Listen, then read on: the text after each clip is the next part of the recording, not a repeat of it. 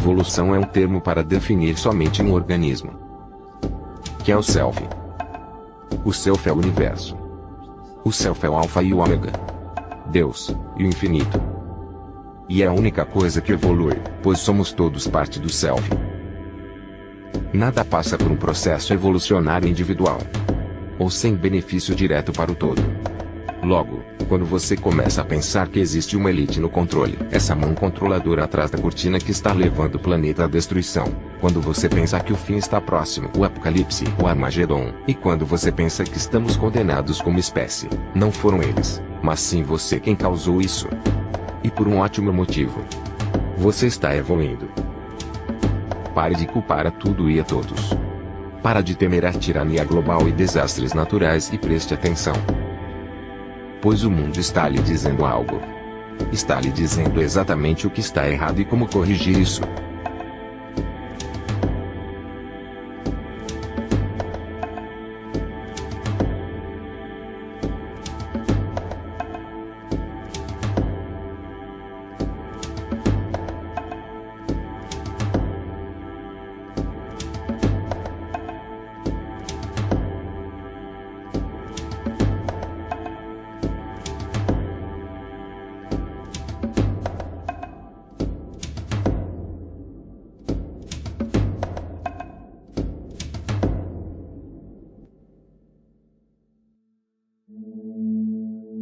Não busque no exterior, mas volte-se para o interior.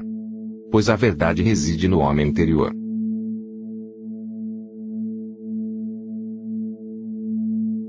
Todas as grandes religiões se referiram à orientação interna em seus ensinamentos. O Espírito do Cristo, o Atman, o Deus interior. A criação.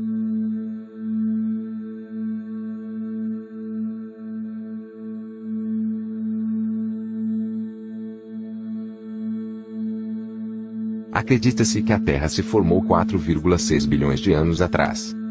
Nos primeiros 150 milhões de anos, ela começou a resfriar e liberar gases na litosfera, que criaram as formas mais antigas da atmosfera terrestre.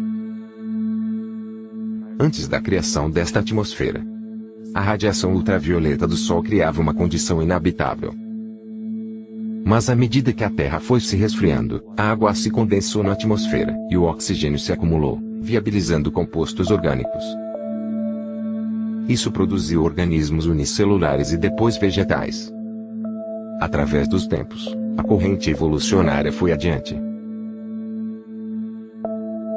E então chegamos a uma espécie que não parece se adequar tão bem quanto as outras. O período de gestação de 9 meses do Homo sapiens reproduz os 3,8 bilhões de anos de evolução de toda a vida na Terra. O embrião humano repete a evolução de todas as espécies. Quando o espermatozoide e o óvulo se unem, essa nova criação é um organismo unicelular. Em horas, essa célula se multiplica mais rápido do que qualquer outra espécie. 4 semanas depois, o embrião começa a desenvolver guelras, como a vida aquática. Em poucas semanas, ele desenvolve pulmões e uma cauda com aparência reptiliana. Daí em diante, reconhece-se um mamífero. E em seguida uma forma primata. Ele então completa essa lacuna, com a pele embrionária. E finalmente apresenta as características de uma criança humana. O corpo humano é uma comunidade de cerca de 50 trilhões de células. Tudo que o corpo faz, a célula também faz. Células têm sistemas respiratórios e excretores. Elas se alimentam, sentem, pensam e se comunicam com outras células. Trilhões de células formam um único organismo chamado corpo humano. E bilhões de corpos humanos ajudam a formar o organismo que chamamos de Terra. A Terra tem mais semelhanças com o corpo humano do que você pode imaginar. A Terra tem sua própria geração eletromagnética, igual ao corpo humano. Pesquisas revelaram que uma corrente elétrica direta flui pelas células perineurais, encontradas ao redor de cada nervo no corpo. Esses caminhos são chamados de meridianos de energia, e vêm sendo usados na prática de acupuntura por pelo menos 2.000 anos. Mais anterior ainda é a noção das linhas do dragão ou linhas lei, nas quais muitas estruturas megalíticas e monumentos de pedra foram erguidos, marcando os meridianos energéticos da Terra. Esses meridianos energéticos são gerados pelas frequências ressonantes da Terra, chamadas de ressonância Schumann. Cada corpo planetário tem sua própria ressonância, que é determinada por sua circunferência e diâmetro, assim como pela velocidade de órbita e rotação. A frequência de ressonância da Terra começa em 7.83 Hz e termina na sétima harmônica, em 43.2 Hz, relacionado-se com os 7 chakras. Por fim, a maior descoberta de nossa Terra é a sua consciência. Um atributo visível da consciência é o campo energético que rege o formato dos organismos. Morfogênese é um termo científico para explicar essa formatação de tecidos, órgãos e organismos completos.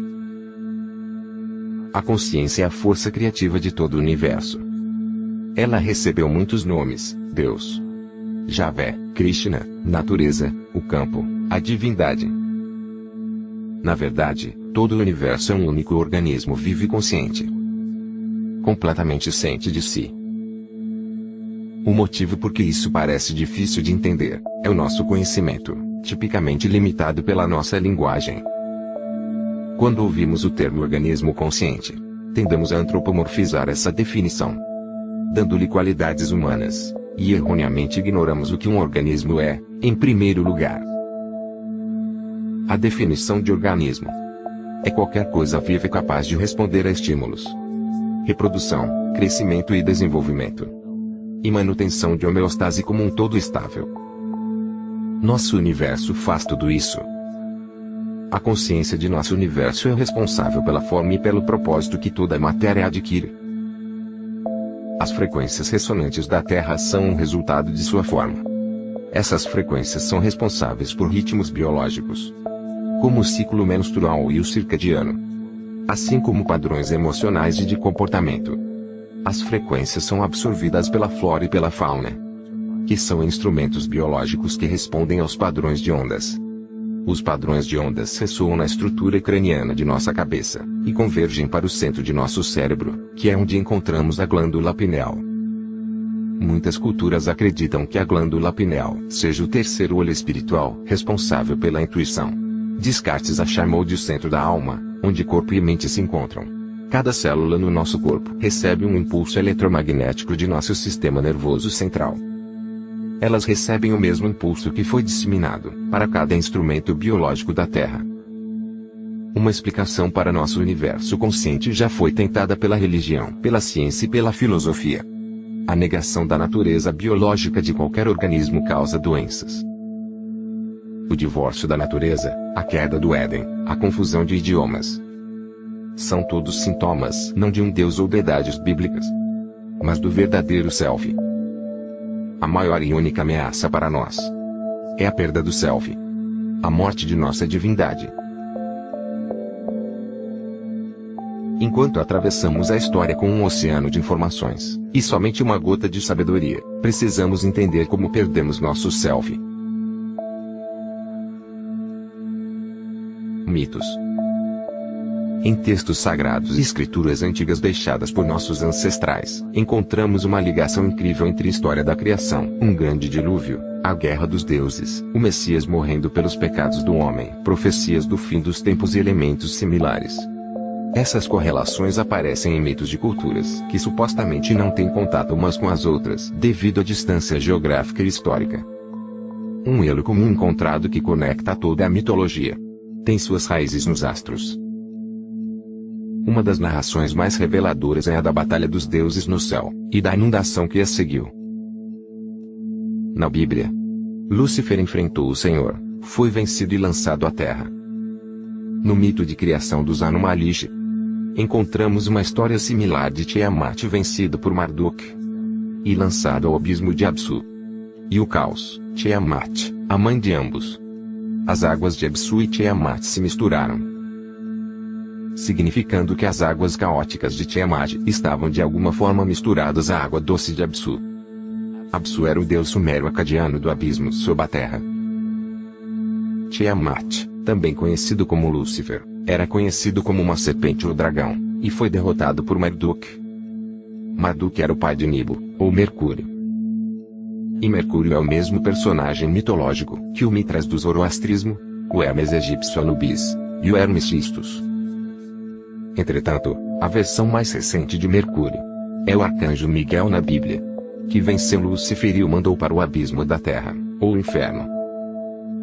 Essa história está repleta de significados astrológicos na Bíblia e em muitas outras escrituras antigas. Isso leva a um evento histórico que é registrado por muitos pesquisadores a respeito de uma revolta cósmica e um dilúvio histórico. William Cummins Belmont afirma: a inundação imortaliza a colisão de um planeta caído, posteriormente chamado de Satã, e na verdade um cometa, com a nossa Terra. Considere o que isso revela. Ele postula que um planeta, posteriormente chamado de Satã, caiu na Terra, criando a inundação que vemos registrada na Bíblia e em outros mitos.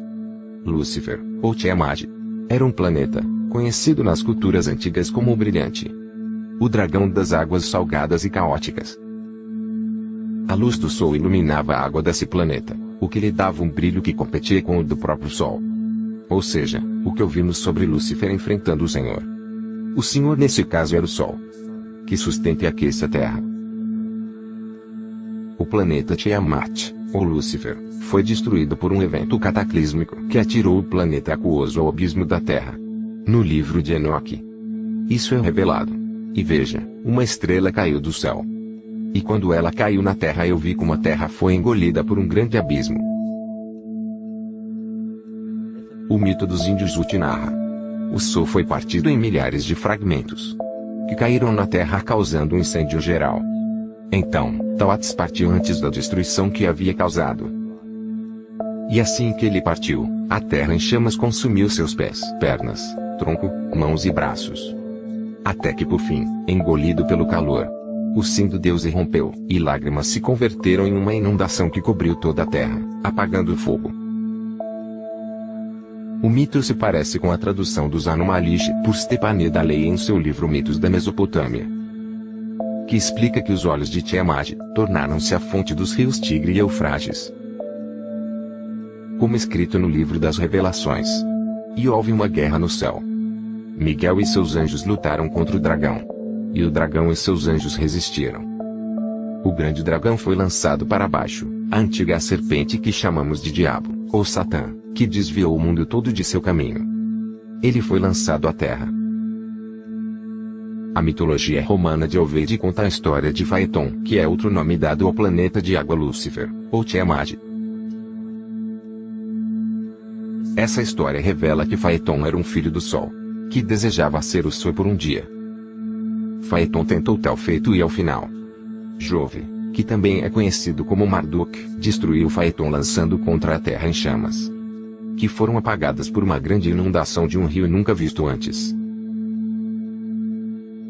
O tema comum que notamos aqui é que um planeta de água salgada, o grande dragão, Lúcifer, Tiamat, Phaeton, foi derrotado e caiu na terra. E agora vive nas profundezas conhecidas como inferno, dando-nos o resumo da história de Lúcifer, levantando-se contra o Senhor, e sendo derrotado e banido para reger o submundo. Porém, como sabemos, um resumo é apenas a superfície de uma história. O significado interno, o espírito do mito vem com um entendimento mais profundo da essência de cada planeta, não apenas o planeta físico, mas o núcleo consciente. Pois agora sabemos que as proporções e a velocidade de um planeta lhes dão suas frequências características, que governam padrões biológicos e comportamentais. Esses planetas refletem a psicologia arquetípica do homem. Na antiguidade, provavelmente o campo de estudo mais importante era o estudo dos céus. Corpos celestes e seu movimento pelo céu eram tidos como símbolo das faculdades interiores da consciência humana e de todos os organismos. Nossa ciência desatualizada só explicou o mundo físico capturado por nossos 5 sentidos. É somente em religiões esotéricas, misticismo, e em campos quânticos da ciência que encontramos qualquer tentativa de explicar onde pensamentos e emoções cabem nesse mundo de percepções sensoriais. Agora também entendemos que a humanidade é uma comunidade de células no organismo da Terra. A Terra, portanto, é um organismo superior que molda nossas formas e funções. Esse organismo superior e todos os outros corpos planetários são regidos pela consciência, assim como nós, indivíduos humanos. Portanto, a crença newtoniana de que corpos celestes não são nada além de formas sem vida flutuando no espaço, equivale à afirmação de que nós, humanos, somos apenas um composto de elementos em movimento. Sabemos que isso é falso porque sentimos, pensamos, e mais além, vemos o resultado de nossa consciência criando o que chamamos de vida. Platão escreveu: esse mundo é realmente uma vida dotada de uma alma e de inteligência. Uma única entidade viva contendo todas as outras entidades vivas, que por sua natureza estão todas relacionadas. Além disso, o cosmos é uma única criatura viva, que contém em si todas as criaturas vivas. Em um artigo do jornal Sufi, o autor escreve: o mundo é um ser vivo espiritual. Isso era compreendido pelos filósofos antigos e pelos alquimistas que se referiam à essência espiritual do mundo, como a anima mundi, a alma do mundo. Em escrituras, ouvimos a afirmação de que anjos regem a alma nos atos das pessoas, ou que os deuses exercem influência sobre o homem. Ensinamentos espirituais e científicos mais antigos possuem uma visão de que as hierarquias dos deuses, anjos, arcanjos, arcos, até os querubins e serafins, são as hierarquias dentro da psique humana. Desse modo, devemos compreender que quando a maior parte dos mitos antigos e escrituras sagradas falavam de influência espiritual de um ser superior, elas estavam falando de forças arquetípicas que nos são inerentes e não uma influência de uma fonte externa. Aqui é onde começamos a ver a relevância da astrologia como uma forma antiga de ciência que ressurgiu nos séculos 19 e 20 sob o nome de psicologia. Friedrich Nietzsche até declarou: enquanto você perceber as estrelas como algo acima de você, você não terá uma visão ampla do conhecimento. Isso é a astropsicologia, que mapeia as faculdades interiores da psique. Na era pré-cristã, havia escolas hoje conhecidas como escolas dos mistérios ou as religiões dos mistérios. As mensagens codificadas nas escrituras e na arqueologia antiga vieram de iniciados da ciência espiritual. A intenção era ensinar aos iniciados o significado mais profundo desses mitos. O que posteriormente se chamou de Lúcifer, Satã ou Diabo, era a representação do ego, que rivaliza com o Senhor. A representação do self. O verdadeiro self é o epicentro de todo o ser de uma pessoa. É a soma de tudo que somos. O falso ego, por outro lado, é a ideia e o conceito que criamos sobre nós mesmos ao longo da vida, que tipicamente exclui quaisquer características que não queremos aceitar como nossas. Porém, a humanidade foi dotada da liberdade de escolher entre obedecer o verdadeiro self ou render-se à tentação da vaidade do materialismo do falso ego. Esse é o traço mais notável que separa o homem do animal: nosso livre-arbítrio. A escolha de seguir nossos conceitos e ideais, ou nossos impulsos naturais. A escolha de preservar a natureza, ou destruí-la. Essa liberdade de escolha tem peso no destino de todo o organismo que chamamos de humanidade. Um câncer começa com um grupo de células em uma comunidade, que falha ao se comunicar com o sinal consciente do organismo. Essas células começam a crescer sem controle e a se espalhar para outras áreas do organismo. Essa mesma doença é evidente no nosso mundo de hoje. O câncer sobre a nossa Terra é a dominação de nosso falso ego e nosso distanciamento da natureza. Coletivamente, entre todos os humanos, a vaidade leva à segregação e à competição. A competição leva ao medo e à ganância. A ganância leva à mentira e à imoralidade. E a imoralidade é um solo fértil para doenças, promovendo guerras em nossa terra. Cada ato de ódio e destruição em nosso mundo começa com auto-ódio e autodestrutividade. E tudo isso começa com uma falha de comunicação.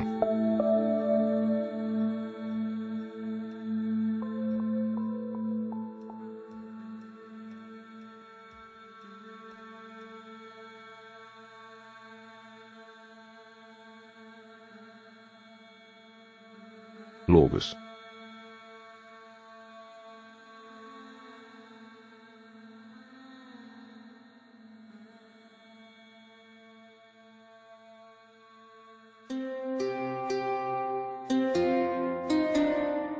Na natureza, tudo que percebemos com nossos 5 sentidos é resultado de 2 princípios fundamentais.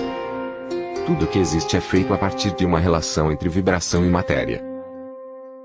Vibração é a força criativa masculina aplicada à matéria, que é uma força receptiva feminina. Assim começa o princípio da dualidade. Vemos essa dualidade em filosofias e mitos antigos, mas essas filosofias e escrituras foram distorcidas e privadas de seu significado original, dando a impressão de que uma polaridade era boa enquanto a outra era má. Os sábios, iniciados e xamãs originais ensinavam que ambas eram necessárias, e uma não existiria sem a outra. Esses dois princípios importantes se unem para formar todas as coisas do universo. Isso é simática.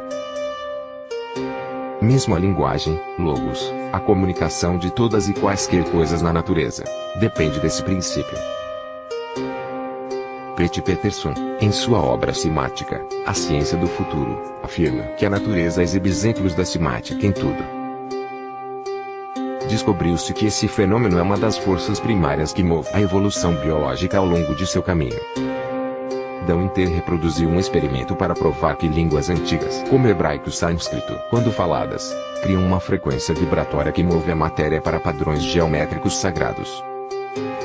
Depois de mais investigações, hebraico, sânscrito, aramaico e o árabe e outros dialetos mais antigos têm raízes mais antigas em uma aparente linguagem gaélica e possivelmente uma origem ainda mais ancestral. Em A Ciência do Mantra, de Swami Murugesu, ele afirma que quando uma pessoa entoa uma certa palavra em sânscrito, enquanto a chama de uma vela é filmada, a intensidade e a cor da chama mudam, devido à frequência que a palavra emitiria. Demonstrou-se que essa mesma ciência pode reduzir e elevar a pressão sanguínea. E em suas próprias palavras, certos sons podem afetar nossa circulação e sistema nervoso. Qualquer mudança que essas vibrações causem se estendem à mente de uma pessoa, e também à atmosfera circundante, causando calor ou frio. Tudo isso pode ser conhecido e demonstrado através da prática. O conhecimento redescoberto da ciência do som mostra que o som é algo além de meros sinais vibratórios. O som não só interage com a vida como também a mantém e desenvolve. Ele age como um condutor da intenção consciente entre as pessoas, sociedades e civilizações inteiras. Entretanto, a doença psíquica que experimentamos devido à dominação do nosso falso ego está refletida no coletivo. Nossa cisão psicológica nos impede de nos comunicarmos corretamente com o nosso self interior, que é exatamente como células cancerígenas operam em nosso corpo. No coletivo, criamos uma barreira linguística entre a humanidade e o resto da natureza, agindo como um câncer global. Historicamente registrada, a eficácia das línguas antigas foi profundamente erradicada. A tradução alfanumérica do hebraico para o inglês apresenta um reverso total das duas línguas, provocando resultados antinaturais nos efeitos simáticos. O Dr. Len Orwell afirma em seu trabalho sobre o DNA: 1/3 do córtex motor sensorial do cérebro se dedica à língua, à cavidade oral, aos lábios e à fala. Em outras palavras, as emissões orais de frequência faladas ou cantadas exercem poderoso controle sobre a vida, vibrando genes que influenciam totalmente o bem-estar e até mesmo a evolução das espécies. Demonstra-se nesse caso que a degradação de uma língua afeta a biologia. Se algo tão básico e importante como a linguagem pode ser degradado e desvalorizado a tal ponto, sem que seja questionado, o que mais não estamos vendo? Pense em um aspecto da sua vida que dita os limites da sua liberdade. O governo e a aplicação das leis, seguros e indústrias farmacêuticas, impostos, alvarás de construção, carteira de habilitação e muito mais. Existem centenas, se não milhares de estipulações, regulamentações e limites para a nossa liberdade. E de todas essas que foram mencionadas agora, quantas você já pesquisou para descobrir se aplicam-se a você ou não? Vamos olhar para as formas de lei com as quais concordamos atualmente. A lei. Uma concepção errônea entre as pessoas é de que qualquer regra ou regulamentação que as rege cabe em uma única categoria: a lei. Mas há muitas outras formas de lei que as pessoas obedecem, sem perceber que elas simplesmente não se aplicam a elas. Outro falso juízo é o de que uma Constituição Nacional nos concede nossos direitos. Uma Constituição não faz nada além de listar os direitos que já possuímos. Nascemos com direitos inalienáveis, concedidos a nós por nosso Criador. Eles não foram dados a nós e não podem ser repassados para os outros. O máximo que alguém pode fazer com um direito é escolher entre exercê-lo ou não. A lei marítima do almirantado é conhecida como a lei da água. Ela é suplantada pela lei civil e somente se aplica àqueles que se submetem voluntariamente a ela. A definição da lei do almirantado é um conjunto de leis internacionais particulares, regendo as relações entre instituições privadas que operam embarcações marítimas. Vamos ver como e por que um tipo de lei que moldou corporações administradas, negócios e embarcações impôs suas regras sobre os seres humanos. Isso é feito através de uma forma de truque com palavras. Uma simples perversão da linguagem permitiu que pessoas ao redor do mundo fossem convencidas que essas leis alternativas se aplicavam a elas. Uma das crenças predominantes na cultura moderna é a de que licenças, alvarás, registros e outras formas de documentação são necessários para operar veículos, usar vias públicas, construir estruturas e estabelecimentos, começar um negócio e muito mais. Tristemente, essas crenças se baseiam em pouco ou nenhuma investigação e são falsas. Essa estrutura de crença é perpetuada pela lei marítima do almirantado. Esse tipo de lei foi criado originalmente para regulamentar navios que aportavam em nações estrangeiras, para a importação ou exportação de produtos e recursos. Ela se refere a questões bancárias e mercantis, não questões civis. Quando um produto é retirado de um navio e desembarcado em terra estrangeira, esse país guarda a custódia dos recursos e o registra com uma certidão. Esse certificado marca a data de nascimento desse produto sob a custódia da respectiva nação. Pense sobre por que é supostamente necessário possuir uma certidão de nascimento em primeiro lugar. O dicionário Barrans de Termos Bancários define certidão como um documento que estabelece reivindicação de propriedade.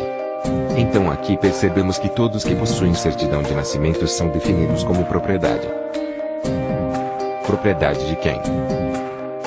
As pessoas são usadas como calção com outras nações porque os EUA estão falidos. Os Estados Unidos abriram falência em 9 de março de 1933.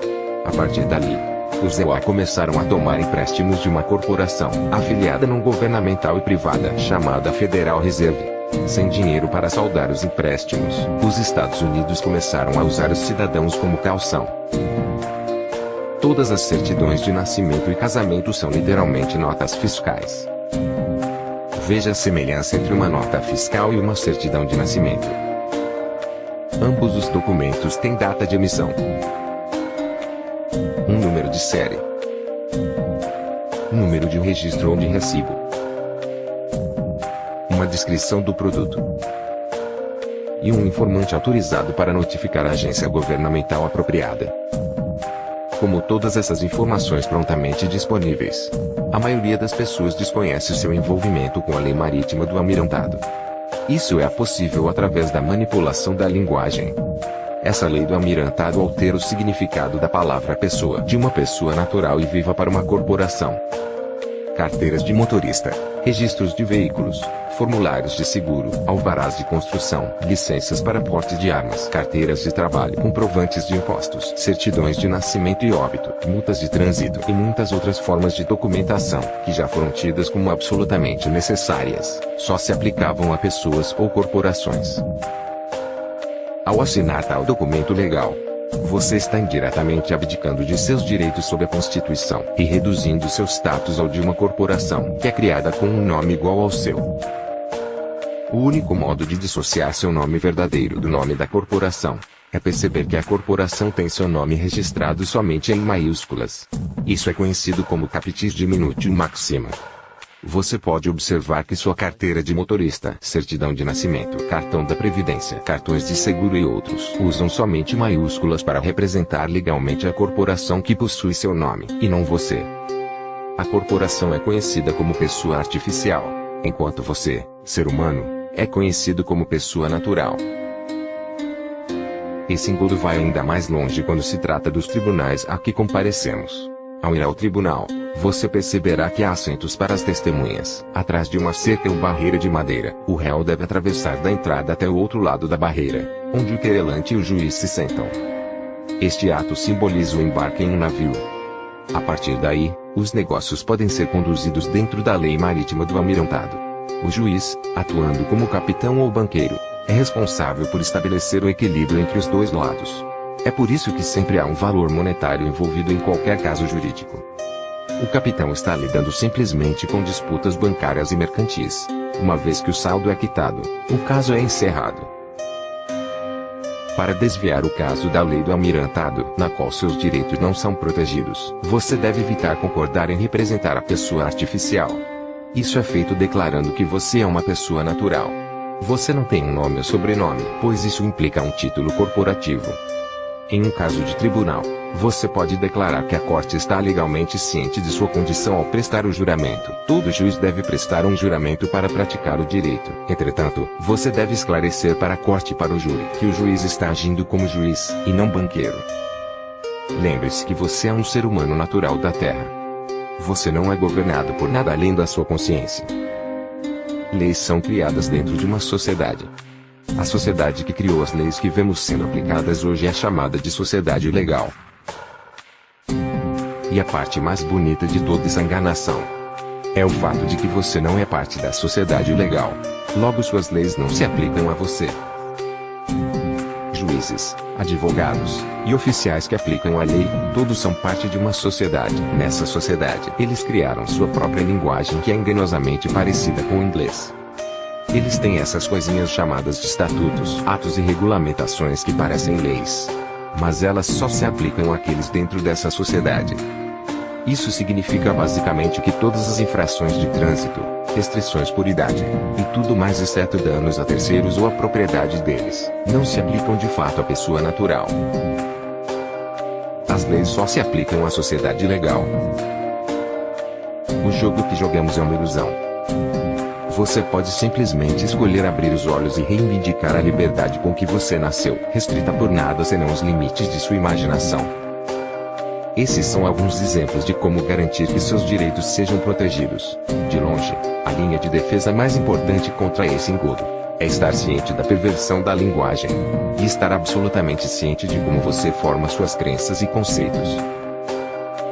Na religião e na política, as crenças e convicções das pessoas são quase sempre adquiridas de segunda mão, sem investigação de autoridades que não examinaram a questão a fundo, mas sim as tomaram de segunda mão de outros que não as examinaram, cujas opiniões sobre elas não valem sequer um tostão.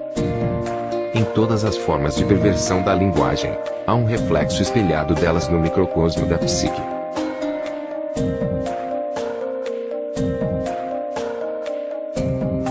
E o problema que vejo na humanidade de hoje é que não mais nos conhecemos verdadeiramente. Temos um emprego em horário comercial, temos a casa, os filhos, as contas, a TV, os hobbies, e as tarefas que realizamos todo dia, e eventualmente começamos a acreditar que isso é o que somos. Sabe? Mas quem está por trás dos cargos corporativos, por trás do status de mãe ou pai, deísta ou ateu, republicano ou democrata, negro ou branco, homem ou mulher, quem somos nós? Quem somos nós lá no fundo? Não sabemos porque cada vez que ouvimos uma resposta que não queremos aceitar sobre nós mesmos, nós a negamos. Nós a ignoramos e projetamos em outra pessoa e a julgamos por isso. Isso é repressão. E nós vemos o que a repressão pode fazer conosco enquanto indivíduos, mas e no nível coletivo, da humanidade? O que acontece quando o mundo inteiro se recusa a ver o que somos verdadeiramente por dentro?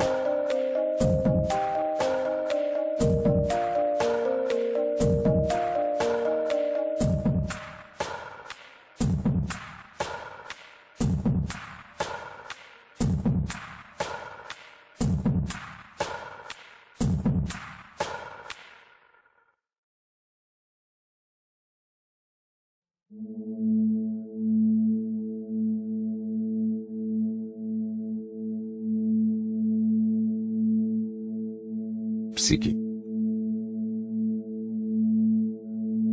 Carl Jung descobriu que existe um inconsciente coletivo conectado a todos os humanos. O que significa que toda a humanidade compartilha uma única mente. Isso fica evidente no mundo através de relatos de mitologia e símbolos compartilhados, o estudo dos campos mórficos, e a ciência da cinesiologia. Essa coletividade é um exemplo global da mente inconsciente do corpo humano, no qual trilhões de células compartilham um sinal similar. Esse parasita, chamado de nosso falso ego, requer um fluxo constante de alimentação para sobreviver. Comida, combustível e qualquer outra forma de alimentação são energia. A consciência humana é um campo eletromagnético de energia. quando essa energia potencial é utilizada. Ela libera energia cinética, que é utilizada para perpetuar o falso ego. Esse cenário ocorre desde os menores organismos parasitas até o organismo coletivo chamado de humanidade. Um parasita libera substâncias que fazem o hospedeiro precisar do alimento que o parasita precisa para sobreviver. Enquanto o hospedeiro não souber, vai continuar alimentando o parasita e passando fome. De modo similar, Wilhelm Reich afirmou que sociedades inteiras sofrem de uma psicose causada pela inanição de nossos impulsos biológicos orgânicos. Ele afirma que a repressão sexual apoia o poder da Igreja, a qual enraizou-se profundamente nas massas exploradas, através da ansiedade sexual e da culpa. Isso gera timidez diante da autoridade e prende filhos aos pais. Isso resulta em subserviência adulta à autoridade do Estado e à exploração capitalista. Isso paralisa o poder crítico das massas oprimidas porque consome a maior parte de sua energia biológica. Finalmente, isso paralisa o desenvolvimento resoluto das forças criativas e torna impossível alcançar todas as aspirações de liberdade humana. Deste modo, o sistema econômico vigente, no qual um único indivíduo pode facilmente controlar massas inteiras, torna-se enraizado nas estruturas psíquicas dos próprios oprimidos. O que Reich estava demonstrando nessa citação poderosa era que em um nível coletivo a supressão de uma função natural, seja biológica, espiritual ou emocional, resultará em uma reação anormal, uma doença psíquica. Esse mal ou doença se reflete nas massas, através do inconsciente coletivo e age como uma epidemia. A humanidade está infestada com a incapacidade de ser livre. O que significa que as pessoas e as massas não são capazes de governar a si próprios no nível psíquico, e isso se manifesta no macrocosmo como governo e poderes religiosos organizados, abrindo assim o trono, nosso trono nacional e individual, para qualquer um e qualquer coisa.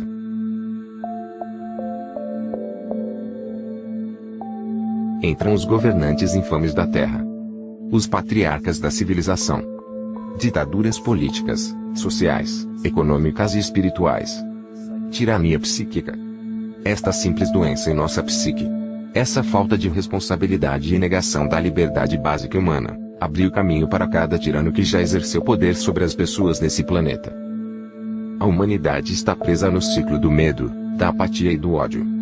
Esses instintos humanos guiam sistemas políticos hierárquicos e burocracias que frequentemente limitam o desejo básico humano de busca da felicidade. Uma sociedade cuja base é o medo, a apatia e o ódio cria um sistema que fundamentalmente afeta a felicidade do indivíduo. Ela reprime o desenvolvimento individual e mantém um padrão comportamental cíclico de superioridade e inferioridade e uma sociedade de classes baseada em ideais falsos. Mas esses tiranos opressores que são demonizados pelas massas não são diferentes de nós. Na verdade, eles são só conosco. No livro Profeta, de Khalil Gibran, ele afirma poeticamente: digo-lhes que assim como o santo e o justo não se elevam acima do mais alto que há em cada um de vocês, também o iníquo e o fraco não podem descer abaixo do que há de mais rasteiro em vocês. Cada um de nós tem a capacidade de cometer o mais horrível dos pecados, ou demonstrar a mais bela compaixão por nossos semelhantes. Essa é a mais verdadeira definição da doença que há na psique e alma do homem. Pois lutamos não contra aqueles de carne e osso, mas sim contra principados, contra poderes, contra líderes das trevas desse mundo, contra a maldade espiritual nos altos postos.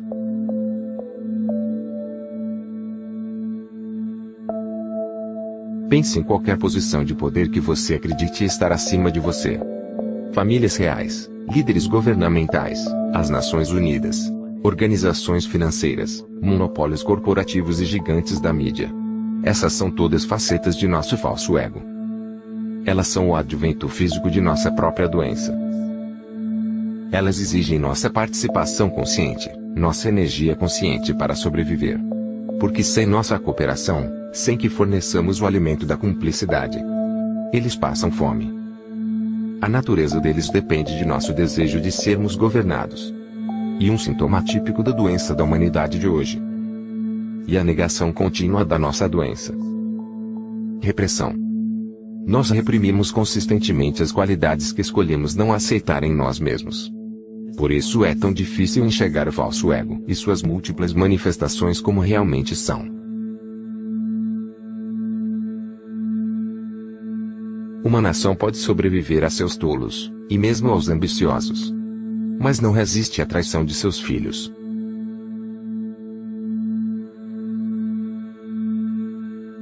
Essa é exatamente a natureza do falso ego.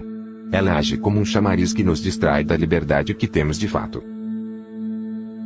Para esse parasita psíquico sobreviver, ele deve nos suprir com uma substância que nos tornará dependentes dele. Nesse caso, o alimento é nossa energia consciente. E para alimentarmos o parasita, a substância do medo faz a humanidade ansiar por proteção e defesa.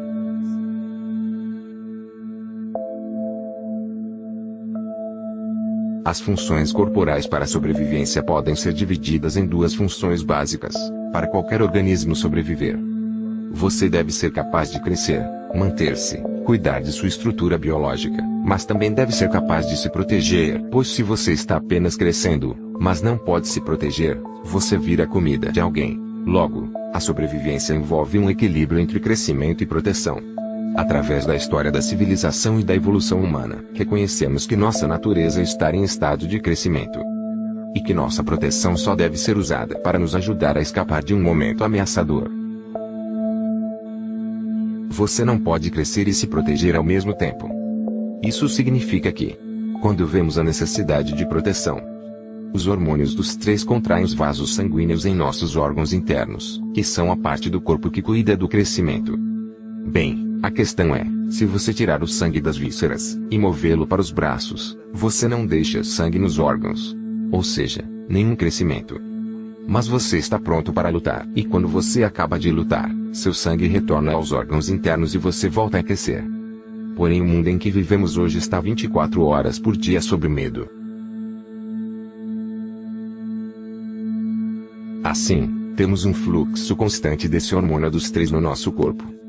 Ele está circulando o tempo todo, nos preparando para correr, lutar ou fugir a qualquer momento. Estamos prontos, porque estamos a postos. Bem, o problema é, o que isso tem a ver com sua alocação de energia? Acontece que estamos gastando a maior parte de nossa energia com proteção. Você não pode sobreviver se está se protegendo o tempo todo.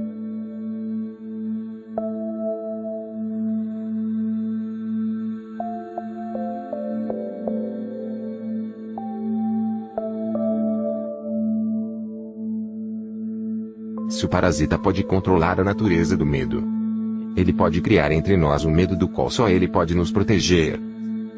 Uma manifestação física recente disso vem de Zbigniew Brzezinski, ex-secretário de Estado, que também apoiou o presidente Barack Obama. Em seu livro, O Grande Tabuleiro de Xadrez, ele afirma, à medida que a América se torna uma sociedade cada vez mais multicultural, pode tornar-se mais difícil chegar a um consenso sobre questões de política externa. Exceto na circunstância de uma ameaça externa direta, massiva e amplamente percebida.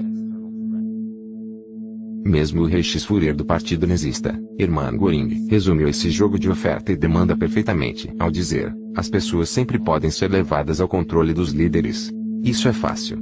Tudo o que você tem a fazer é dizer a elas que estão sendo atacadas, e denunciar os pacifistas por falta de patriotismo e exposição do país ao perigo. Funciona do mesmo modo em qualquer país. Também funciona assim na psique de cada indivíduo. Lembre-se que o falso ego só possui um desejo traço: tornar-se maior e mais poderoso que o verdadeiro self. Essa doença nos faz crer que estamos separados de nossa natureza. Por isso vemos um crescimento na dependência da tecnologia. Por isso vemos tão pouca consideração pela terra e pelo meio ambiente. Por isso vemos intolerância, racismo, machismo e todas as outras formas de discriminação que levam à criminalidade, violência, guerras e finalmente, a destruição global do organismo. Esse estado ininterrupto de medo, confusão e segregação em que nosso mundo parece viver, é um sintoma do falso ego, que cria uma ameaça falsa. Se as pessoas baseiam suas identidades na identificação com a autoridade, a liberdade causa ansiedade.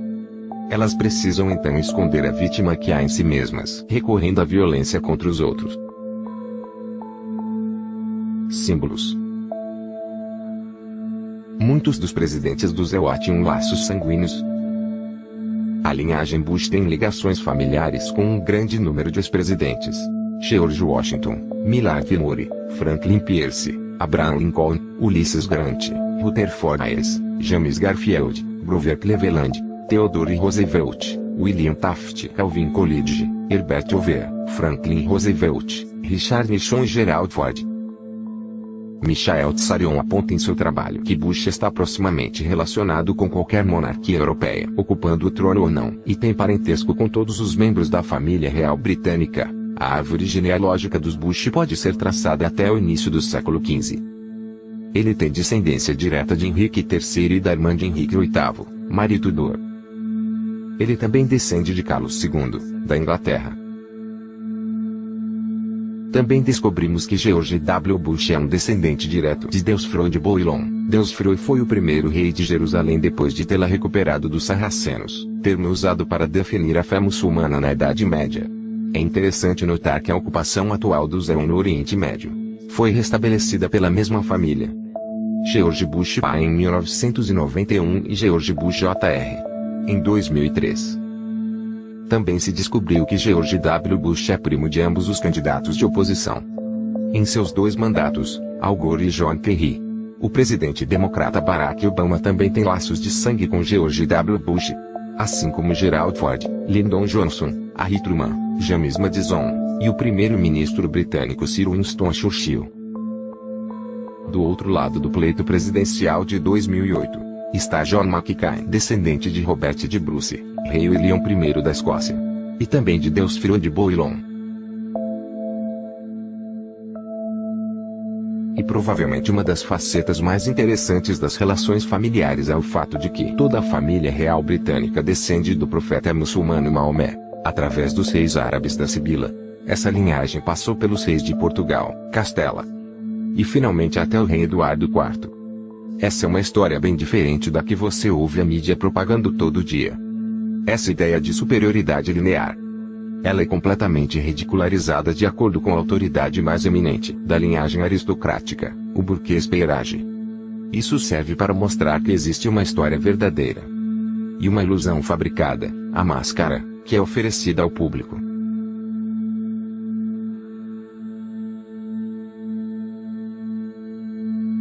Esses laços de sangue se estendem longamente e estão documentados pela literatura, como o Burguês Peirage, e outros livros equivalentes. A questão de tudo isso é que encontramos não só as mesmas pessoas, mas o mesmo propósito nessas pessoas que vêm mantendo altos postos na monarquia, dinastia, aristocracia e democracia, no passado e no presente. Todos eles estão relacionados por um vínculo físico e simbólico. Essa linhagem carrega o símbolo de nossa doença.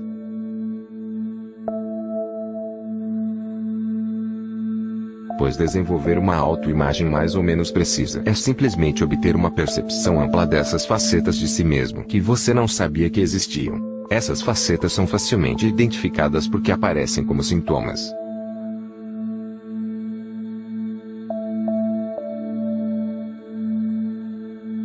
Sintomas. Os sintomas de nossa doença psicoespiritual são as guerras, ataques terroristas, desastres naturais ou causados pelo homem e figuras de liderança.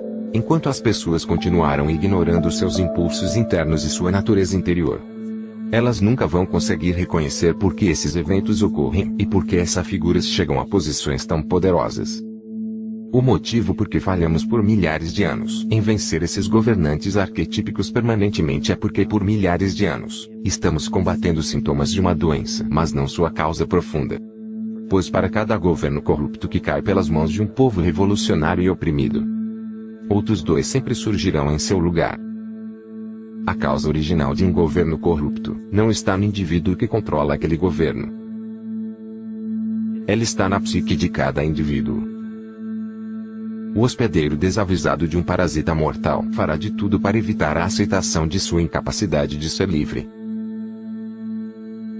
As pessoas farão de tudo, não importa o quão absurdo, para não encarar sua própria alma.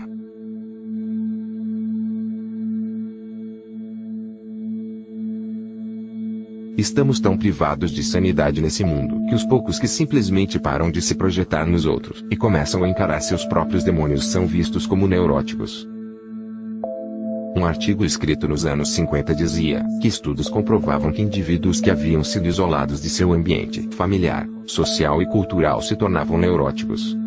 Isso mostra que quando aqueles indivíduos não tinham um objeto com o qual identificar suas emoções mais obscuras, eles começavam a ver as coisas em si mesmos, que eles se recusavam a reconhecer até então e não sabiam por que elas apareciam e como lidar com elas. Encarar nosso verdadeiro self é algo virtualmente desconhecido no nosso mundo atual. É por isso que não importa quantas civilizações ascendam e caiam, é a nossa consciência coletiva que cria nosso aparelho governamental, não indivíduos. A definição de insanidade é fazer a mesma coisa continuamente e esperar resultados diferentes. E depois de incontáveis tentativas você deve imaginar que as pessoas perceberiam que uma retaliação física pode não ser a solução. E mesmo assim, aqui estamos, milhares de anos depois, com tecnologias que podem clonar o DNA, veículos que podem quebrar a barreira do som e investigar os confins do universo, e uma ciência que pode superar quase qualquer doença. Mas ainda incapazes de perceber a importância dos pensamentos e da consciência. Essa é a verdadeira definição de insanidade. E cada um de nós é responsável por essa epidemia psíquica. Pois estamos matando o mensageiro sem prestar atenção à mensagem.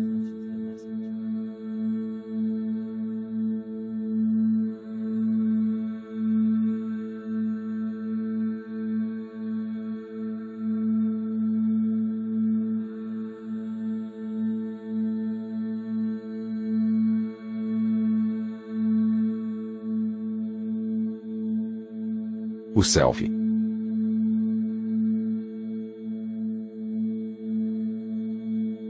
Nos anos 90, 3 cientistas premiados com o Nobel de Medicina realizaram pesquisa avançada que revelou que a função primária do DNA não é a síntese proteica, como se acreditou largamente no século passado, mas sim a recepção e transmissão de energia eletromagnética. Menos de 3% das funções do DNA envolvem fabricação de proteínas. Mais de 90% de suas funções estão nos campos da bioacústica e da sinalização bioelétrica. Por que é tão importante saber que o DNA tem um papel na sinalização bioelétrica? O Instituto Terramar descobriu que o coração e o cérebro mantêm um diálogo contínuo de 2 vias, um influenciando o funcionamento do outro. Apesar disso não ser muito conhecido, o coração envia muito mais informações para o cérebro do que o cérebro para o coração. Os sinais que o coração envia ao cérebro podem influenciar a percepção, o processamento das emoções e as funções cognitivas superiores. O coração também gera o mais forte campo rítmico eletromagnético do corpo. E isso pode ser de fato medido nas ondas cerebrais das pessoas ao nosso redor. Somos literalmente uma expressão eletromagnética de nossas mais altas funções cognitivas. O comportamento do eletromagnetismo é evidenciado pelo mundo como dualismo.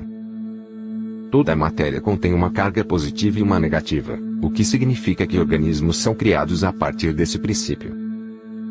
A homeostase natural de qualquer organismo e o equilíbrio entre ambas as polaridades. Além disso, pesquisas sobre energética emocional mostram que o campo do coração é um portador de informações emocionais, e um mediador da comunicação bioeletromagnética, dentro e fora do corpo. Pesquisas indicam que o campo do nosso coração muda significativamente quando experimentamos emoções diferentes. Isso está registrado nos cérebros das pessoas à nossa volta, e aparentemente é capaz de afetar células, a água e o DNA estudado in vitro. O medo, a substância fornecida por um parasita coletivo, cria um sinal bioelétrico distinto, emitido pelo hospedeiro. Esse sinal é disseminado para os organismos em nossa comunidade e se estenderá por todo o organismo, a menos que seja contrabalanceado por uma força contrária. O Dr. Fritz Alan Poe descobriu que as células em nosso corpo se comunicam através de biofótons, que são minúsculas partículas de luz e unidades individuais de um campo eletromagnético. Esse sistema de comunicação em nosso corpo também existe entre as pessoas, e é o que se conhece por ressonância amórfica. Isso era sabido pelos xamãs, sábios iniciados da antiguidade. Esses ensinamentos eram um lugar comum em culturas pré-históricas.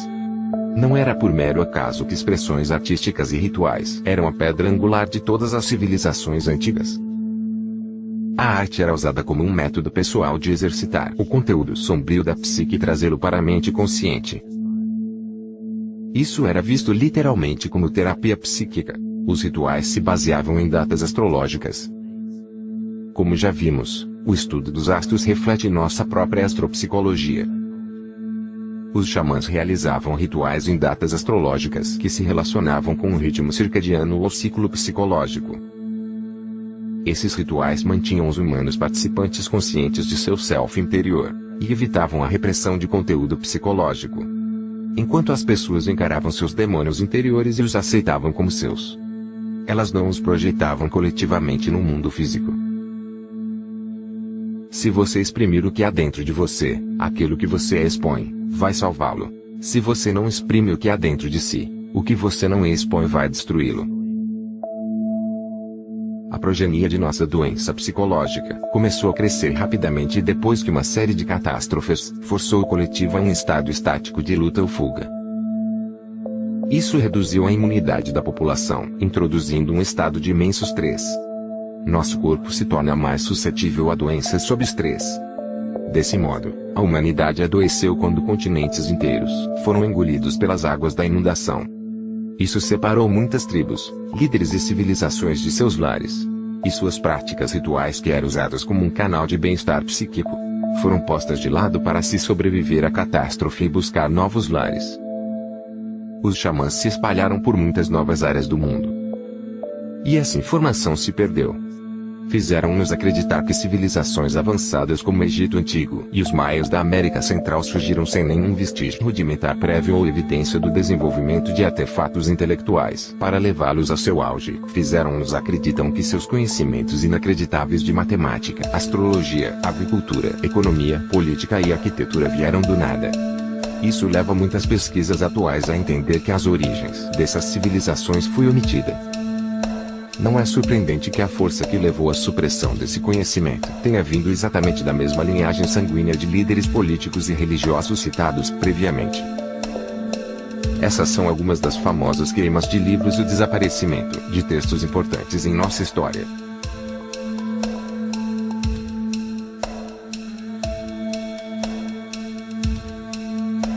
Mesmo depois de toda essa supressão, ainda há resquícios da dispersão de civilizações mais antigas em quase todos os países. Há enormes evidências de que culturas antigas visitaram a América do Norte muito antes da crença convencional na colonização europeia. Barrifeld diz em seu livro América AC. Há inscrições antigas sendo agora reportadas em várias partes do ZEUA, Canadá e América Latina. Escritas em várias línguas europeias e mediterrâneas. Em alfabetos que datam de mais de 2.500 anos atrás. William Comenius Belmont escreveu: As civilizações Tolteca e Maia não se originaram em solo americano, mas apareceram lá plenamente desenvolvidas, com uma arte bem definida e um sistema de escrita hieroglífica, que possui afinidades com a egípcia. Constatou-se que há milhares de sítios pré-históricos em todo o estado da Nova Inglaterra e vários outros estados do norte contendo inscrições, gravuras e elevações criadas por navegantes druídicos em torno de 800 AC. Para omitir essa informação, era não apenas necessário que a linhagem sanguínea queimasse os textos documentados que continham as verdadeiras informações históricas, mas também que eliminasse as culturas que derivaram desses xamãs antigos. O genocídio mais devastador já perpetrado foi ainda a aniquilação de tribos xamânicas. Perdemos nossas raízes tradicionais e nada sabemos sobre rituais. As danças do dragão e as danças dos fantasmas dos índios nativos americanos. Do que você acha que isso se tratava? Todos os xamãs do mundo, quando eles fazem seus rituais, eles estão fazendo aquilo harmonicamente através de danças, para fortalecer o sistema imunológico da Terra. Mas todos eles foram assassinados. Foi por isso que no século XVII, exatamente o mesmo período de que estou falando, houve uma ordem geral para que sempre que você encontrasse povos indígenas, eles deveriam ser extintos. Colombo foi enviado em sua expedição junto com agentes da coroa, para perturbar a vida dos nativos e tomar recursos minerais. Ele visitou cada ilha do Caribe, extraindo todo o ouro e levando escravos da tribo nativa tanto quanto fosse possível. 5 milhões de nativos foram assassinados em 3 anos, de acordo com Leatrabiche. Em 15 anos, a tribo Arawak de 250 mil pessoas foi extinta. A população dos Ewa antes do contato com os europeus era de mais de 12 milhões. 4 séculos depois, esse número foi reduzido em 95%, para 237 mil. De 1494 a 1508, mais de 3 milhões de pessoas morreram com a guerra, a escravidão e a mineração. Quem nas gerações futuras vai acreditar nisso? Mesmo eu, escrevendo isso como uma testemunha ocular inteligente, mal posso acreditar. Meus olhos têm visto esses atos tão estranhos à natureza humana. E agora eu tremo quando escrevo. Outro agente da linhagem do falso ego foi Hernando Cortés, que dizimou a tribo azteca e saqueou seus recursos minerais. Foi o mesmo caso do primo em segundo grau de Cortés, Francisco Pizarro, que destruiu o Império Inca no Peru. Essas atrocidades foram vistas na África, Nova Zelândia, Nova Guiné, Timor-Leste, e ainda são vistas hoje no Canadá. Isso foi uma tentativa intencional de enterrar qualquer sobrevivente ou remanescente do mundo antigo e nossa verdadeira história. É um erro ingênuo, contudo, categorizar e culpar tudo e todos os envolvidos com política ou religião por essa supressão de conhecimento. É apenas natural que as pessoas busquem compreensão espiritual quando faltam tantas conexões fabricadas e há perversões nos textos espirituais de hoje. Devido a essa ausência de sabedoria espiritual, pessoas honestas e corretas que estão simplesmente tentando entender seu lugar nesse mundo tornam-se o principal mercado de consumo daqueles que desejam. O ego é inseguro. É algo que necessita de controle. Na verdade, o ego é algo inferior, mas tenta agir como se fosse superior. Por isso esse conflito entre o ego e o inconsciente, o self. Temos um complexo do Messias nisso tudo. Nós projetamos a ideia de um salvador em alguém, e esperamos que ele nos salve. Não nos esforçamos em lidar com isso, descobrir a raiz do problema. Do porquê nos sentirmos inseguros e sem força suficiente para controlar nossas próprias vidas, basicamente. Se olharmos para o movimento da nova era, por exemplo, que é outra armadilha em meio a tudo isso, na qual as pessoas podem acabar de fato caindo. Eles estão buscando algo tão ruim que estão pegando todas essas coisas que são passadas para nós, ou para eles. Mas nada disso é baseado em qualquer compreensão real. Isso ainda se origina em um tipo religioso de perspectiva. As pessoas estão genuinamente buscando algo novo. Estão genuinamente buscando um novo tipo de espiritualidade. Seja para se melhorarem ou para mudar algo. Mas isso está sendo desvirtuado. Na verdade, o que eles fazem é guiá-lo para um outro tipo de mentalidade grupal, ou uma religião da nova era, ou o que seja. E as pessoas continuam incapazes de se libertar disso e seguir sua própria jornada, seu próprio caminho, que acho muito importante nisso tudo. Cada um de nós é como uma personalidade esquizofrênica, tragicamente dividida contra si própria.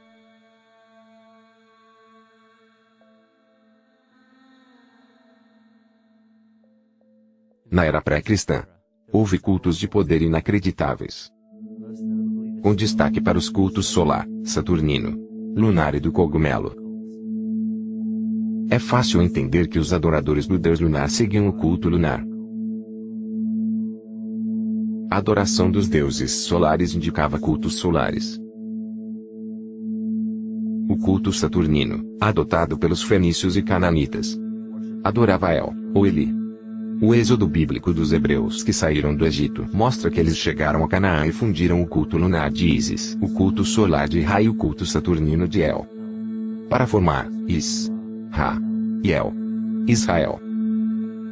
O culto e a mitologia dos antigos israelitas, a adoração a Javé, as lendas patriarcais, passagem pelo Egito, e assim por diante, estão enraizadas na religião do fungo sagrado, desenvolvida a partir da filosofia básica da fertilidade no Oriente Próximo Antigo.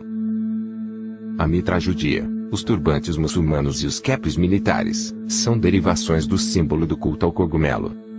Entretanto, um dos primeiros e mais proeminentes cultos foi o culto estelar. Apesar de muitos desses cultos antigos terem sido criados com fins xamânicos e de cuidado com a terra, alguns foram utilizados com propósitos diferentes. Como você deve imaginar, em qualquer estrutura de poder, cultos menores se formaram dentro dos cultos principais para adorar deidades individuais. O culto a Mitras e o culto a Dionísio são dois exemplos. Mesmo hoje você pode ver o gorro mitraico ou frígio no símbolo do dólar da Estátua da Liberdade sentada nas Forças Armadas de muitos países, no lado reverso da bandeira do Paraguai, no celo do Senado americano e mesmo no feriado do culto solar que hoje chamamos de Natal. No culto a Dionísio, eram celebrados muitos festivais, como a Grande Dionísia, celebrada em Atenas próximo do equinócio de primavera.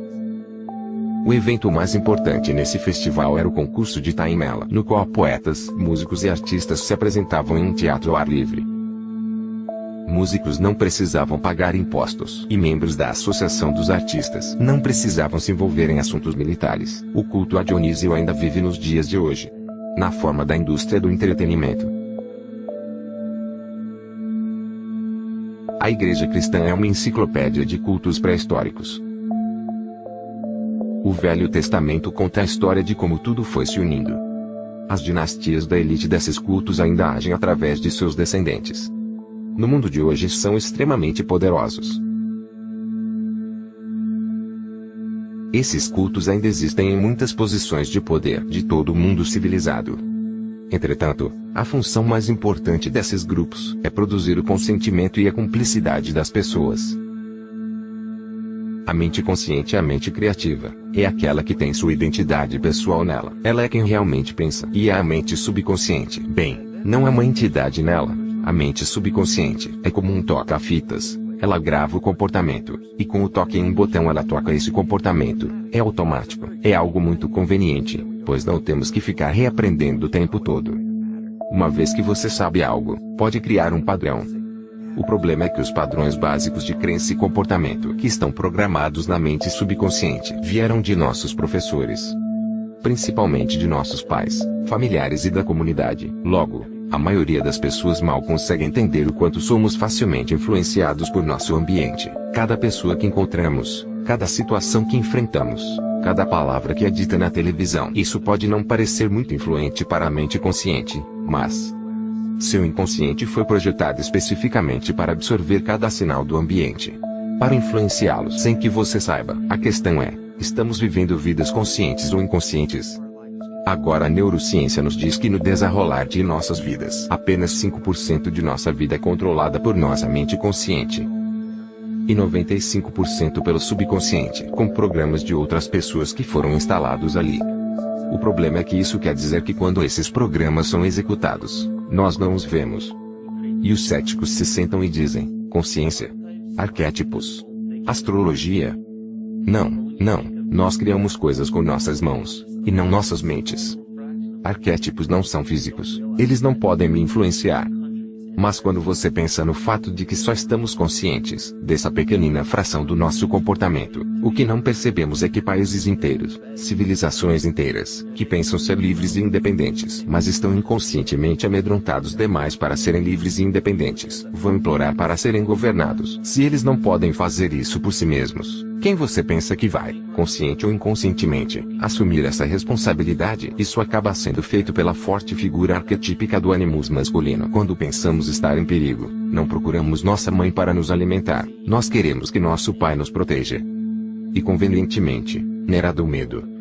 Essa era da catástrofe, a era do parasita.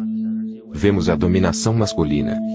Um dos principais meios de abrirmos mão de nossa responsabilidade e de nossa energia consciente é o dinheiro. Certamente não queremos admitir que nossa dependência do dinheiro seja uma falha, pois isso significaria que a falha está em nós mesmos, e Deus nos proibiu de assumir a responsabilidade por nossas vidas. Então culpamos o dinheiro. Esse é o alicerce de toda a ilusão que está sendo criada ao nosso redor pelo falso ego. Diz-se que o dinheiro é a raiz de todo mal, porém ele não pode ser mal, pois o dinheiro é só um símbolo. Símbolos carregam somente a fé do espírito do observador. Isso significa que o símbolo do dinheiro evoca e acessa as intenções maléficas e a falha inerente do nosso falso ego. O dinheiro só existe porque concordamos em aceitar seu valor. Para ilustrar melhor nossa incapacidade de sermos livres, transferimos o controle de nosso dinheiro baseado na fé para uma corporação privada em vez do governo federal. Não existe uma lei que afirme que devemos usar as notas da Reserva Federal como moeda.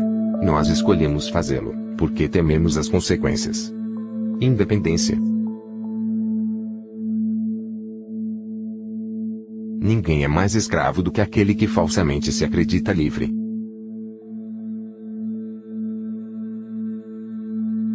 questão nem é mesmo o dinheiro, mas sim a energia.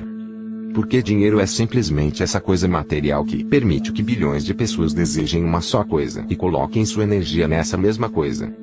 Não é a TV de plasma, ou a casa, o estilo de vida, ou o emprego, ou quem você ama, ou o status que estamos buscando. Pois sabemos que somos vazios.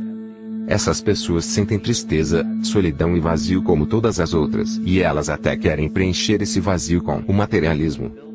Porque pensam que isso vai lhes fazer sentir melhor. Ou querem anestesiar o vazio com posses materiais. Então, tudo volta para esse sentimento de ter que colocar nossa dependência em uma fonte externa, algo sobre o qual não temos nenhum controle. É o que estamos assistindo agora, com toda a competição com o próximo, a destruição do próximo, as guerras, competição pela existência material. Arrasando o planeta e destroçando-o para conseguir alguns pedaços. Segurá-los em suas mãos e dizer que você venceu o jogo. Cada um desses movimentos é destrutivo não só para o planeta, mas para a civilização humana. Pois a civilização humana prosperará através da cooperação e morrerá através da competição. Se você pensar a partir dessas verdades, você vai acabar chegando na extinção que está diante de nós. Veja, todos nós temos demônios, por assim dizer. Temos demônios internos em nossas vidas. Mas esperamos ver monstros demoníacos ou aparições sombrias quando pensamos em um demônio como os que vemos no cinema. Mas na verdade nossos demônios são as pessoas do nosso dia a dia. As pessoas com quem brigamos, as pessoas que invejamos ou odiamos. Aqueles que ferimos físico ou emocionalmente de algum modo. E isso não acontece porque invejamos ou odiamos as características dessas pessoas em especial. Mas sim porque odiamos o fato de que elas nos lembram a nós mesmos. Elas refletem as qualidades em nós que gostaríamos de ter mais, ou as que nem sequer gostaríamos de ter. Então, o que fazemos? Aliviamos nossa dor. Não corrigindo ou enfrentando nossos próprios demônios, mas sim ferindo as pessoas que nos lembram de nossos demônios. Ferindo as pessoas que nos lembram das coisas que não gostamos em nós mesmos. Quando ficamos frustrados com o fato de que não conseguimos controlar nossas emoções. Porque não sabemos de verdade o que está afetando nossas emoções. Descontamos isso nos outros, descontamos em qualquer outra coisa que possa nos expor, ou agir como um catalisador de nosso ódio. Então fazemos a mesma coisa com os animais. Animais são perfeitos. Porque não podem se defender. É um catalisador perfeito para a autoagressão, nossa confusão, nosso ódio. Desconte tudo em algo absolutamente indefeso. Apenas imagine o quão inconsciente de suas ações alguém tem que ser, para torturar, mutilar ou brutalizar qualquer coisa viva. Pense na falta de compaixão que você deve sentir em relação à vida de modo geral. Para não sentir nenhuma semelhança ou solidariedade em relação a populações inteiras, que dirá apenas indivíduos ou animais. Populações inteiras de espécies que são criadas especificamente com o propósito de serem uma mercadoria. Mas vou lhe dizer o que é ainda mais perigoso. Não é tanto o fato das pessoas realizando essa crueldade, pois ela já está estabelecida. Essa forma de ódio e crueldade já está estabelecida e é conhecida. O que me preocupa mais são as pessoas que são contra a desumanidade. As pessoas que são contra a crueldade animal se sentem corretas o suficiente para pensar que é justificável causar mal ou mesmo desejar o mal a essas outras pessoas. Essas são as pessoas que levam o comportamento de crueldade inconsciente a um novo nível de crueldade inconsciente que lhes parece perfeitamente aceitável. Elas acreditam que é seu trabalho fazer justiça contra essas pessoas, como se elas fossem algum tipo de figura de autoridade. Essas são as pessoas que vão sofrer muito mais para entender porque guardam tanto ódio e ressentimento interiores. Eles não parecem perceber que essa é uma outra manifestação do mesmo ódio. Então, o que podemos fazer para encarar nossos demônios interiores de forma consistente? Quando começamos a perceber, espere um minuto, talvez não seja certo causar mal a outras criaturas vivas. Aí o ego precisa criar uma forma mais esotérica de crueldade para nos iludir ao demonstrar a mesma forma de autoaversão. A mesma atitude indignada. Apenas de outro modo e em relação a outro grupo de pessoas. Mas o vazio encontrará um jeito de voltar. E as pessoas começarão a se sentir inquietas novamente. Não importa quantas vezes elas transfiram a culpa para outra pessoa ou para outro grupo. Precisamos do caos em nossas vidas. Buscamos a destruição. Imploramos por catástrofes. Pois se não tivermos essas coisas, para que sejam uma forma de exorcismo ou catalisador para nós, começamos a perceber essas coisas em nós mesmos. E isso é o que não queremos. Veja, nós podemos lidar com a guerra, com o terrorismo. Podemos lidar com a quebra do mercado de ações e da economia. Nós conseguimos lidar com essas coisas. Mas uma vez que começamos a perceber o caos dentro de nós, isso é o que realmente tememos. Preferimos 1 milhão de 11 de setembro a um momento de percepção verdadeira do nosso auto-ódio. Estamos efetivamente destruindo a nós mesmos através da violência disfarçada de amor. Há muitas dores na vida, e talvez a única dor que pode ser evitada é a dor que vem da tentativa de evitar a dor. E você sabe que a parte mais interessante de tudo isso é que nós encontramos coisas todos os dias. A cada dia em que nós aceitamos de braços abertos, ou rejeitamos violentamente. A parte interessante não é realmente o que estamos aceitando ou rejeitando, mas sim o que há dentro de nós, que nos faz sentir inclinados a uma certa coisa ou avessos a outra. Há esse comportamento dual fundamental de força ou fraqueza muscular, atração ou repulsa, e o interessante disso é que quando você percebe que a consciência, o entendimento, essa essência intangível que anima toda a matéria, transformando-a no que vemos ao nosso redor como vida, é lá que você vai encontrar a origem desse comportamento de duelo. Isso foi explicado como a inspiração e expiração de Brahma, a contração e a expansão de Ahriman e Lúcifer, em um contexto antroposófico. As qualidades ativas e passivas da eletricidade, as qualidades masculinas e femininas, Yin e Yang, a existência e o nada. Todos são meios de explicar o mesmo processo de comportamento, que começa com o entendimento, com a consciência. Se você se desfizer de todas as imagens e conceitos em sua mente, desses dizeres na sua cabeça, e só tentar sentir a diferença entre as duas polaridades, você começará a perceber todos os cenários e possibilidades que estão ocorrendo no mundo, todos vindos dessa origem comum. Você vai encontrar 1 milhão de pessoas lhe dizendo porque a Bíblia é supostamente a palavra de Deus e que você deve segui-la literalmente. Mas você vai ver outro 1 milhão de pessoas afirmando que ela é uma forma de controle mental, e que não se deve acreditar em nada que está ali. Todos vão lhe dizer preste atenção a isso, ou cuidado com aquilo. Essas informações são boas, essas informações são ruins. E eu preciso perguntar: o que torna alguém uma figura com autoridade suficiente para dizer que algo está certo ou errado? E por que você está aceitando ou recusando algo baseado na influência de outra pessoa? Por que você mesmo não está tomando essa decisão? Informações são informações. Não existe algo como boas ou más informações, o que existe é o que você faz com elas. Estou dizendo, deixe que tudo seja sua Bíblia.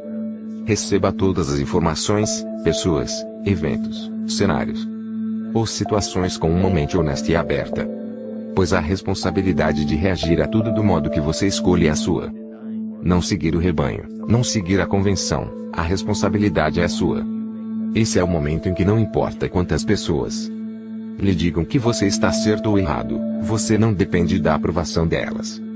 Se nós ao menos questionarmos nossos atos, questionarmos nosso modo de pensar, e tomarmos uma decisão consciente em relação ao que lhe consideramos certo, todos os dias. Isto é o que eu acredito que seja a divindade. Isso é o verdadeiro xamanismo. Isso, para mim, é verdadeiramente a sensação de estar vivo. Nesse universo consciente, não há leis da natureza, apenas hábitos. Não há nada externo ao universo que lhe imponha leis. A ilusão de uma lei da natureza estática é somente o resultado de não haver a necessidade de que esse hábito seja quebrado. Quando hábitos precisam ser quebrados para garantir a sobrevivência do organismo, vemos esse evento na natureza e o chamamos de evolução. A mente coletiva molda nossa evolução. E um grande exemplo disso é o experimento realizado por John Karacha em 1988. Sua equipe colocou células intolerantes à lactose em um ambiente em que só havia lactose como alimento. De acordo com a lei da natureza, cada uma dessas células intolerantes deveria ter morrido. Surpreendentemente, todas sobreviveram. Cada uma delas entendeu o problema que estavam enfrentando e substituíram a enzima lactase defeituosa por uma funcional, para utilizar lactose como alimento. Se uma célula tem a habilidade de decidir como e quando evoluir, porque está diante da extinção. Tudo mais pode fazê-lo.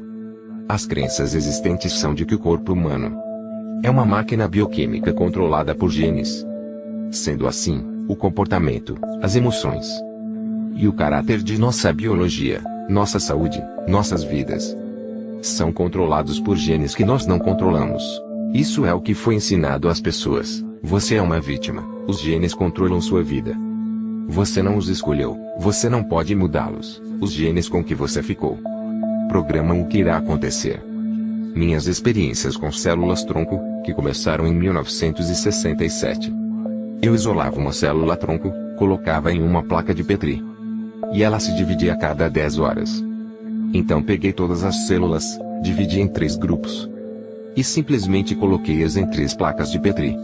E então mudei o veículo de crescimento, os constituintes do ambiente, em cada uma das placas. Em uma placa, as células formaram um tecido ósseo. Na segunda, formaram um tecido muscular. E na terceira formaram células adiposas. O que controlou o destino de cada célula? A primeira coisa que você tem que dizer é espere, elas eram todas geneticamente idênticas quando foram colocadas na placa. Logo, obviamente os genes não controlaram isso porque todas elas tinham os mesmos genes. O que mudou foi o ambiente. De repente minha carreira virou algo como, oh, minha nossa. Aqui estou eu, ensinado que os genes controlam a vida, e as células estão me dizendo que os genes respondem à vida. Uma vez que você pode controlar essa resposta, você pode controlar sua vida. É como você interpreta o ambiente, como sua mente percebe o ambiente. E se você entende isso, você pode se elevar à mais maravilhosa expressão nesse planeta. Ser plenamente vivo e plenamente saudável, da mesma forma que você responde ao mundo. Diante de um colapso financeiro mundial, guerras políticas e religiosas que não cessam, e um sentimento crescente de estarmos perdidos e esvaziados de significado, existe uma grande quantidade de energia sendo enviada para a superfície da mente coletiva. A evolução não ocorre gradualmente. Ela vem em saltos, ocorrendo devido a uma enorme necessidade do organismo de sobreviver. Chegamos agora a um ponto da história em que teremos que escolher. Teremos que escolher entre nos tornar soberanos ou permanecer dependentes. Encarar nosso verdadeiro self, ou continuar lutando contra um fantasma. Ficarmos bem, ou permitirmos que essa doença se alastre. Viver ou morrer. A escolha é sua.